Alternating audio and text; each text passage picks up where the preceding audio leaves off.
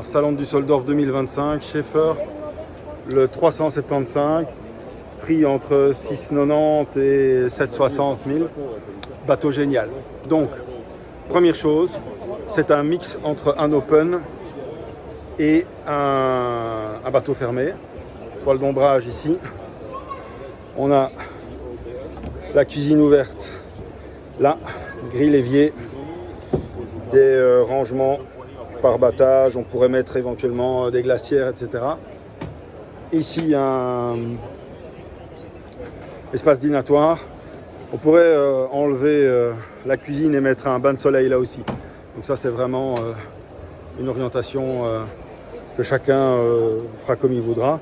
Je suis sur le balcon et il y a un autre balcon de l'autre côté, donc un espace ouvert énorme sur le pont, vraiment énorme. Redoublage de la cuisine ici, face à ce canapé en L. Et alors, et après, il y a quelque chose à vous dire, j'ai fait ça tout de suite, mais ça j'adore. Voilà, je suis redescendu du bateau et pourquoi j'ai fait ça? Parce que vous voyez qu'ici il y a deux moteurs inboard, enfin on ne les voit pas justement, mais donc ces deux moteurs inboard peuvent être enlevés et on peut mettre deux hors-bord. Donc comme sur d'autres chantiers, comme les DB chez Jeannot, on a le choix et ça c'est fantastique de laisser ce choix-là à la clientèle. Allez, on remonte à bord et on va tout de suite voir l'intérieur. Magnifique ambiance ici avec ces néons, les LED du plafond.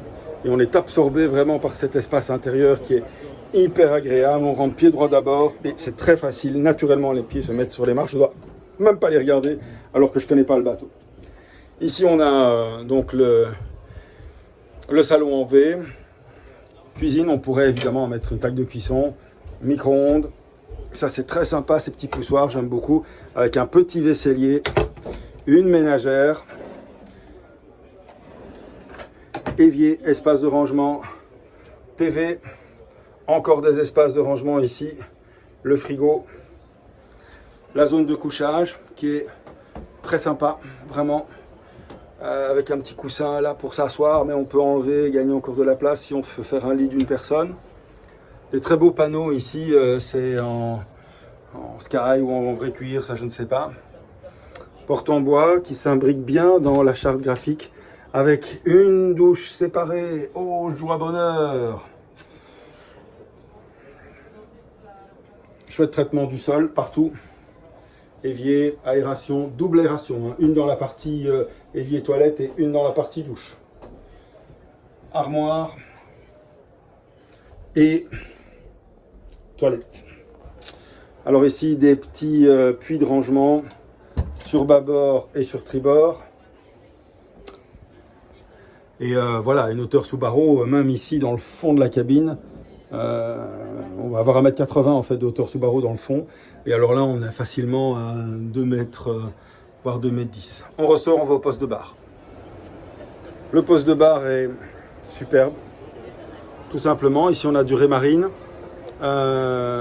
Fusion, joystick, tous les switches de vie à bord, les pompes de cale, le pilote automatique, il y a le Sky Hook et qui est disponible ici. Attention, plutôt l'utiliser pour attendre, pour faire le plein ou pour entrer de port, mais pas en baignade, pas quand il y a des gens qui sont à l'eau près du bateau parce que le moteur se met en marche. Là, il vaut mieux être un mouillage classique avec l'ancre. Le repose-pied amovible ici. Pourquoi? Tout simplement parce qu'il y a un toit ouvrant et que donc, à la place d'avoir une hauteur tableau de bord qui est comme celle-ci, si je monte sur le marchepied, vous allez voir, hop, j'arrive à l'extérieur.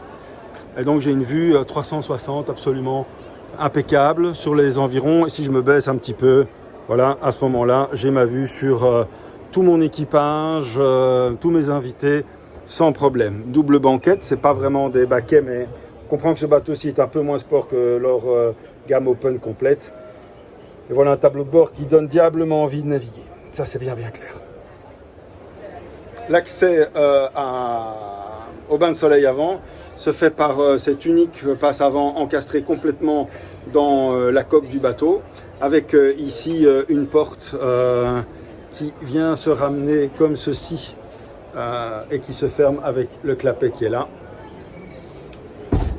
Et alors, cockpit auto-vidant, un bar judicieusement dissimulé là, un portillon qui vient se refermer, qui ferme alors l'accès quand on ne veut pas le faire. Et puis on sent qu'un peu comme sur certains voiliers maintenant, on n'a pas de marche en fait, ça ne se voit pas très bien.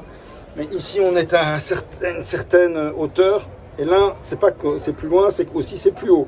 Donc on monte, c'est un plan incliné en fait ceci.